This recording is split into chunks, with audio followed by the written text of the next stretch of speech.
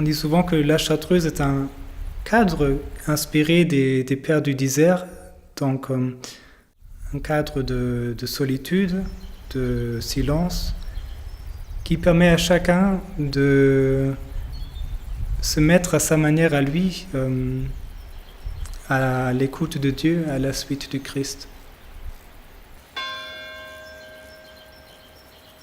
Notre tâche principale, c'est de vaquer à la prière, dans la solitude et dans le silence, aussi extérieur mais surtout intérieur. C'est peut-être la plus grande tâche de cette vie-là, d'entrer dans le silence intérieur qui rend possible la présence à Jésus.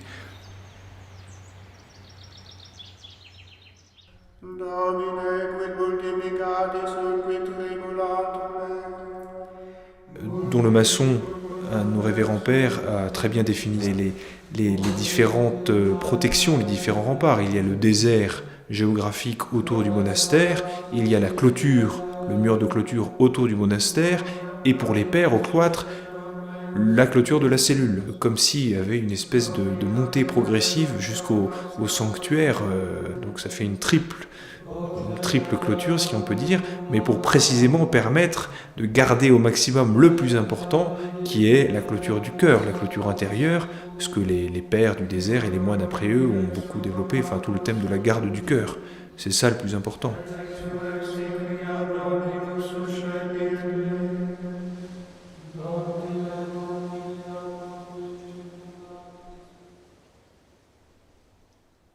Et je crois que l'essentiel, c'est vraiment cette intimité avec le Christ à laquelle il nous invite et qui en Chartreuse, je dirais, prend une dimension d'absolu.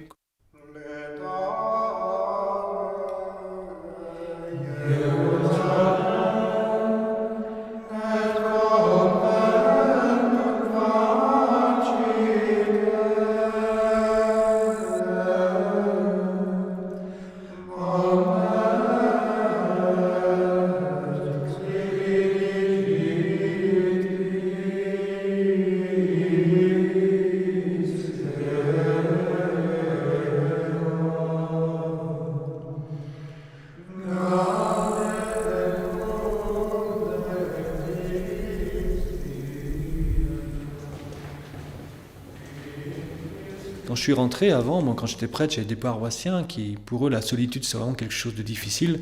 Quand ils ont su que j'allais en Chartreuse, c'était vraiment, ils disaient, mais c'est pas possible. Pour eux, c'était vraiment l'horreur, quoi, que d'aller vivre dans une vie solitaire. Non, au contraire, pour moi, c'est le rêve. Enfin, c'est pas du tout quelque chose d'impossible. Non, je crois qu'il faut être appelé à ça. Il faut avoir les aptitudes, aussi certaines aptitudes naturelles. La plus grande partie de la journée se passe en solitude dans la cellule. Une cellule qui est assez grande, qui a plusieurs pièces et qui est bien séparée du reste du monastère dans un lieu bien précis qui s'appelle le Grand Cloître.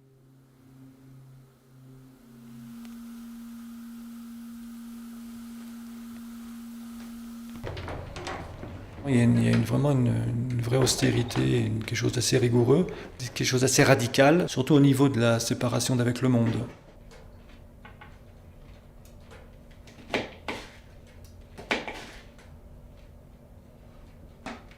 L'unique nécessaire, c'est cette attention à Dieu le plus intense possible, quoi. Mais en plus, ce qui est essentiel pour une vocation, c'est d'avoir découvert dans ce silence une rencontre avec Dieu.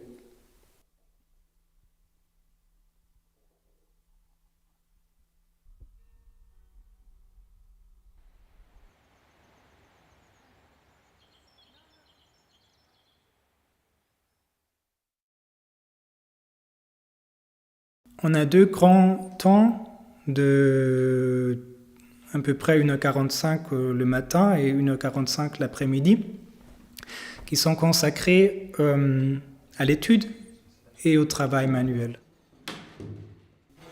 Pour le travail manuel, en hiver, c'est surtout le sciage du bois parce que les pères chauffent avec le bois, avec des poêles. Et en été, c'est beaucoup le jardinage. Donc c'est deux choses, un travail vraiment physique, simple, qui permet à l'esprit aussi de s'apaiser, de laisser un peu de côté toute la partie intellectuelle, de se simplifier.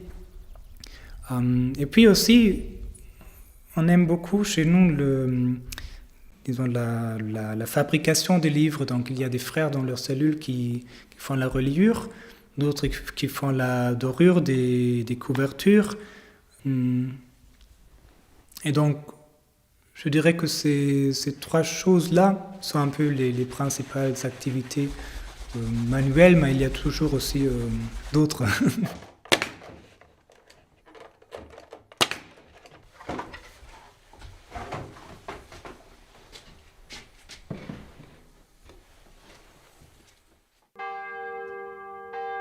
Silence et solitude de la cellule, avec cette part très importante de la vie liturgique, que ce soit donc les offices, mais aussi la prière silencieuse qui la prolonge en quelque sorte.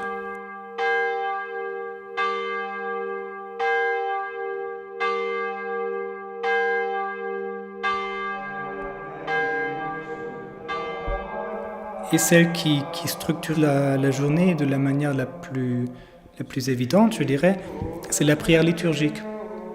Et qui est en même temps aussi une caractéristique de la Chartreuse, cette prière liturgique de l'Église, donc le chant des psaumes surtout, tout au long de la journée, elle nous rassemble 3 fois par jour à l'Église, où tous les pères réunis chantent les offices canoniques.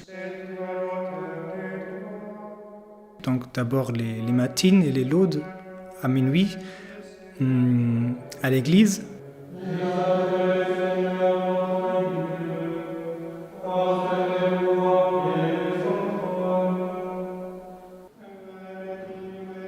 Puis le matin, il y a une deuxième réunion pour la messe conventuelle.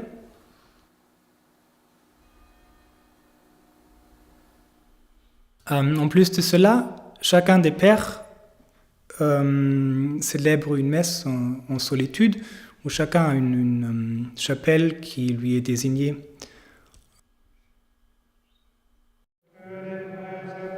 Et le soir, vers la fin de l'après-midi, on chante ensemble le Vêpres.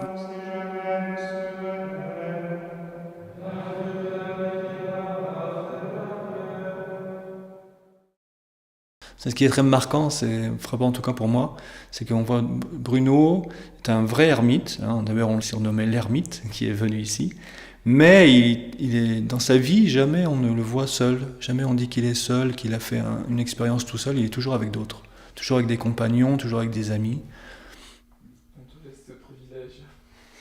Donc c'est une sorte de mélange comme ça qui était déjà dans la vie de Saint Bruno et qui s'est transmis dans la Chartreuse, où on a une vraie vie solitaire, de solitude, mais on est avec les autres. Les récréations sont faites pour apprendre à mieux se connaître et à s'aimer.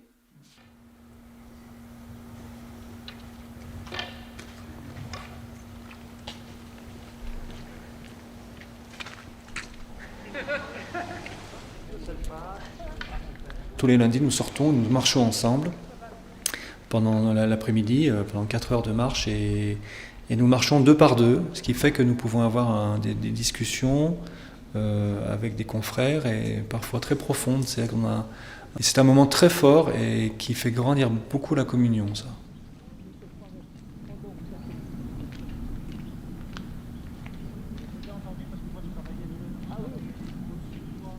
Quand on rentre en Chartreuse, on fait l'expérience de notre pauvreté.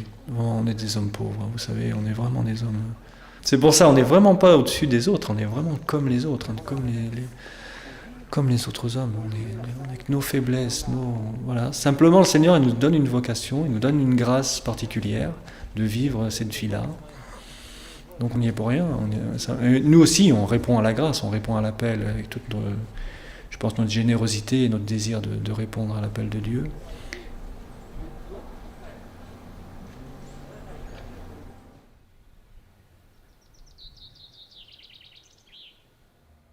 La vie des pères, elle est justement rendue possible par la vie des frères et vice-versa. C'est-à-dire, les pères dans leur cellule ont absolument besoin des frères qui leur préparent et même apportent la nourriture, qui s'occupent de l'entretien du monastère, de la préparation du bois de chauffage, etc. Donc de toute la vie, de toute la subsistance matérielle du monastère et de chacun des pères. Et vice-versa, aussi les frères ont besoin des pères, surtout pour les sacrements, donc pour la célébration eucharistique chaque matin, mais aussi bien sûr pour la confession. Donc il y a une sorte de réciprocité dans les services, les uns des services plutôt matériels, les autres les services sacerdotaux, qui unissent de manière très très profonde la communauté. En plus de cela aussi, le repas commun que nous prenons tous les dimanches à midi et toutes les solennités, où tous, pères et frères ensemble, sont réunis. Dans l'église, du 18 au 25 septembre, semaine mondiale de prière pour la paix intéressante. On peut regarder si c'est... Et il y a aussi à quelques moments de l'année des récréations de toute la communauté, où donc aussi pères et frères sont ensemble pour une bonne heure d'échange. Je sais plus, non, c'est lié à Dieu, c'est pas comme Saint Jean, mais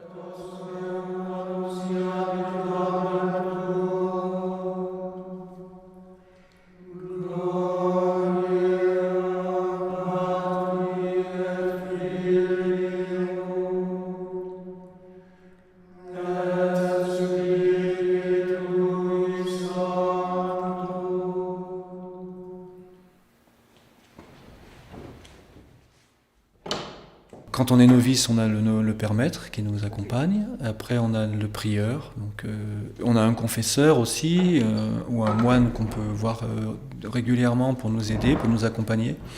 Là-dessus, le prieur insiste beaucoup qu'on ne soit pas seul, ne pas être seul dans la vie de prière, dans notre cheminement personnel, parce que c'est dangereux. Ici, bon, la vie a aussi ses épreuves, ses sécheresses, mais le Seigneur, il donne des grâces intérieures, oui, des grâces. C'est le combat de la prière, hein, qu'on soit moine ou pas. À partir du moment où on prie, la prière est un combat. Hein. Donc nous, on est consacrés quand même à la prière, on livre notre vie dans la prière, donc on est pleinement pris dans ce combat-là, dans le combat spirituel.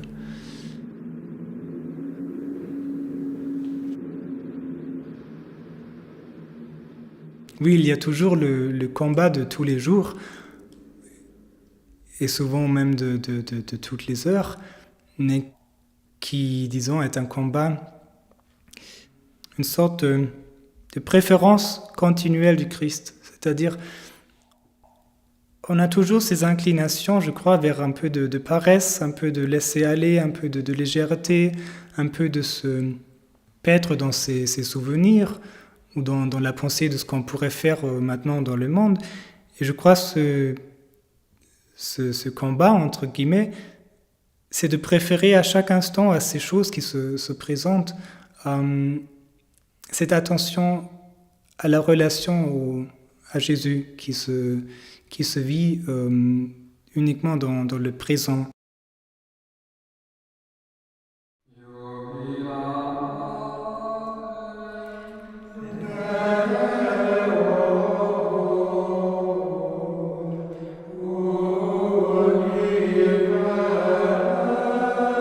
C'est une vie très belle, très exaltante et très exigeante. L'un ne va pas sans l'autre. Si je n'avais pas cette certitude que le Christ me désire dans ce que je fais tous les jours et à chaque moment, et donc que tout ce que je fais me devient un moyen de m'unir à lui et de vivre en sa présence. Je crois que sans cela, je ne verrais que l'aspect de ce à quoi j'ai renoncé, donc à une famille, donc non seulement à ma famille d'où je viens, mais aussi à la famille que j'aurais pu fonder, à tous mes amis, à un travail dans le monde. Mais en même temps, je fais l'expérience que cette présence du Christ et cette intimité qui est rendue possible par la vie en Chartreuse et qui a besoin de ces renoncements pour une plus grande liberté intérieure, elle récompense 1000 fois tout ce qu'on a quitté, si on peut dire.